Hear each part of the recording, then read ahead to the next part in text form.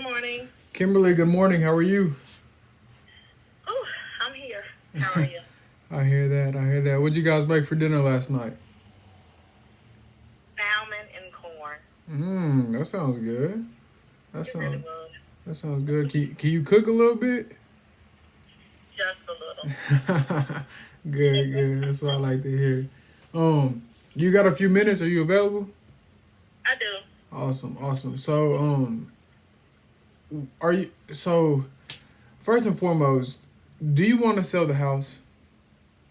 I actually want to keep my house Okay, unless I have to. okay, Like I'm still trying to figure out this whole loss, loan modification or whatever. okay, Because I was gonna call them actually in a few minutes to okay. see where we're at. Okay. Well, let's do that then. Let's give them a call. If you want, we can even three-way, and I can even kind of pressure them to get it done as well, so somebody else is on the phone, so it's not just you. Um, Does that actually work? yeah, I've done it one time. A man was in foreclosure, and me and him three-wayed, and the stuff that he was trying to get done didn't get done until I hopped on the phone and kind of pushed them a little bit. They kind of felt like, okay, well, I guess I gotta really do something because it's not just one person now. Oh wow, I didn't think that would work. Okay. Yeah, I mean, we can do that if you want to. My solution would be to purchase your house sub two, and we would have like a 60-day closing, so you would have 2 months in the house to remain. We're not sure how much you'll be able to walk away with because in that time we would contact the bank and try to negotiate your arrears down because your arrears being so high kind of doesn't allow us to cash flow the property. Mhm. But since you want to stay in the house, I think we should get them on the phone and find out what's going on and then go from there. Mm, okay, well, let me try to call them first and pressure them, and then see. Yeah, sounds good. I mean, like I said, I don't have to be there. Just if you want to keep the house, put these people on notice and let them know, like, hey, I'm trying to do anything. And if they try to hit you with the, oh, you have to pay all the arrears, then that's a bunch of bull. There's other ways we can get through that. So just let me know what you think. Okay, I will. I appreciate it. All right, no problem, Kimberly. Have a good one, and I'll be in touch. Okay. Get any information about the liens that were on the property. Mhm. They said that they can't disclose that information unless a contract is in place. Or I could go through like a title search company and have them pay for, um, like basically pay for them to look up the title. Mhm. Um, Based on what you sent me, that mortgage statement, it doesn't Mhm. have any information about the liens or the taxes or anything. Mhm. It's showing that you owe the total balance is $76,000, Mhm. and the amount to bring it current is about $13,000. So I can go about this one of two ways. We can do a cash offer, but is that would be contingent on how much the liens are. Mhm. Because if the liens are an astronomical number, then it really doesn't make sense for an investor. If the Right. Exactly. if the liens are super high though, I can still buy the house, but I would buy the house in another way called subject to. Do you know what that is? No, never heard of. So basically, what I would do is I would pay that $13,400 to catch up your loan and bring it current. I would then pay your monthly bill for that mortgage payment. So the mortgage would stay intact, stay in your name. I would just be the one paying it each month. Does that make sense? Mhm. Why would you do that though? Because that would be less cash out of my pocket. So Oh, okay. say the liens were $20,000 and I bought it all in cash. I'm all in $96,000. I looked earlier, houses sell for about 120 to 150 in your area. For real? Yeah, from what I saw. Mhm. Um, I haven't I haven't gone over the condition of your house, so I'm not sure how much work it needs to get it up to that price. And I don't know how much money I'd have to dump in to make that happen. Now, if I bought it subject to, where I would just take over the payments and pay those late fees, then I'm only in $26,000, and now I have more flexibility to put that money into the property and then allow me to sell it or keep it and have a bigger spread. Does that make sense? Yeah, I understand that. Yeah. So I guess the only question that I have is, are you willing to sign a contract and I can get this over to a title company and they can find out what exactly you owe. That way I can even tell you how much or if any that you can walk away with.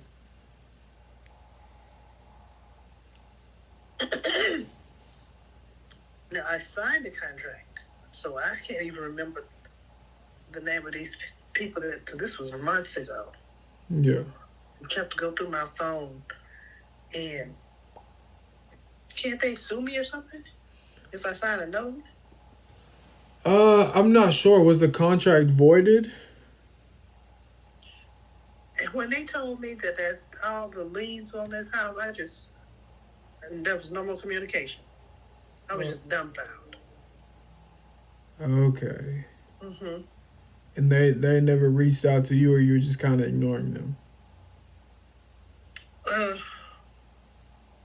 think they reached out one time. And after that, but we haven't spoken in months.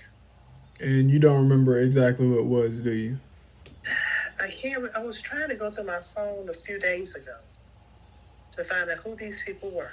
Because I've been in Texas since the beginning of August, the end of July. Yeah, you're living the good life. I got all about that mess.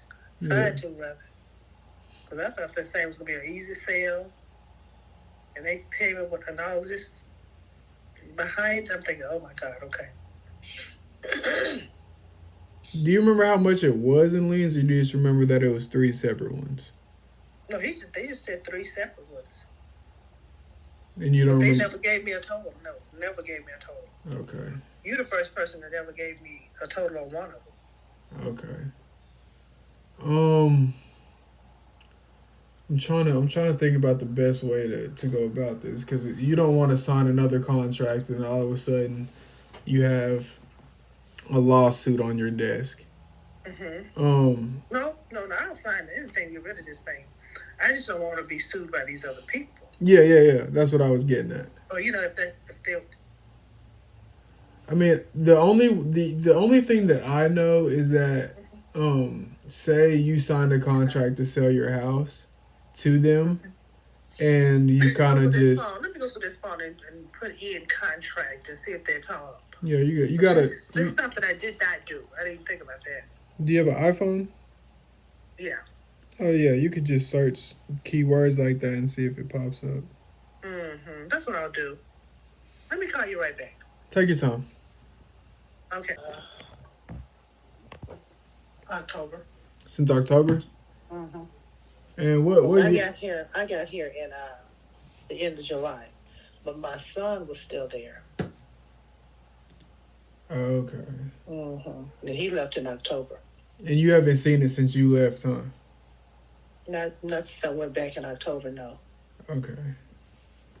What has it been updated at all? Does it need a new roof, HVAC? Can you tell me a little bit about it? In June or July this year, I had a brand new AC unit put in. Okay. In, what is this, 2023 now? So it had to have been, it was either 2020, 2021. Okay, my husband died in 2020. So I'm thinking 2021.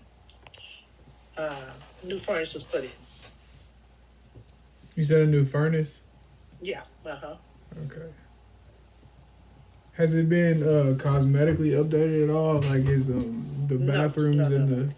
That house needs windows because he never did anything. When I tell you never, I take that back. After we got married in 2006, maybe about 3 years later, he put in new cabinets. He put new floor, a new tile floor in the kitchen, from the carport all the way around to the kitchen. New tile. That house needs new doors. It needs new windows. Doors need fixing. It's just some things need done to that house. And he never would do it. Okay. When he was alive. Yeah. Okay. So, just off the top of my head, and I'm just guessing here, I'm thinking about 50 grand needs to be put into it. And we are behind about $23,000 plus that. What we say? It was 14,000 to bring the loan current. Okay, what I'm gonna do is, I think we should get this property locked up for the amount that it'll take to catch up the entire mortgage. I think I would take that over to my buddy who works specifically with the bank, and hopefully they can negotiate this price down to where the payoff is lower than where it is now. We've done that before, but I can't make any promises. Okay. If you want it, you can have it. Yeah. I just think that's if it save my credit. Yeah. I think this is the best plan. I don't want to just throw my hands up and not try. I want to try everything that I can to make this work, just so it's not on your credit. You've talked to me and you've trusted me this long, so I want to make sure that I exhaust all options to make this work. Okay. Okay. Do you have access to a computer? Do what now? Do you have access to a computer? I think this thing works. My granddaughter's laptop over here. Okay. What is your email address? Rhonda Williams. RHONDA WILLIAMS 3012 @gmail.com. All right, let me just make sure I got this right. RHONDA WILLIAMS 3012 @gmail.com. Correct. Okay. What I'm going to do is I'm going to send you over this contract. If you want, we can stay on the phone and I can walk you through it. Or you can just go through. Is that one of DocuSign? Yes. How did I know? Because you're a smart lady. Well, that's what I did with those other guys. Oh, really? Mm-hmm. I like That's cool. No, that's cool. Yeah. I just like DocuSign because it allows us to sign a document without either of us taking time out of our day to drive somewhere and ink it down in pen. Right. I just think it's easier for me and more importantly you. Mm-hmm. Okay. Right. So I'm gonna send it over on DocuSign. If you want, we can go over it. If you feel comfortable reading it, if you have any questions, feel free to reach out. Okay. All right. I'll send that over. Right. I'll send that over in the next 5 to 10 minutes. Okay. All right. Sounds good, Rhonda. I really appreciate it. All right, Johnny. All right. Bye-bye.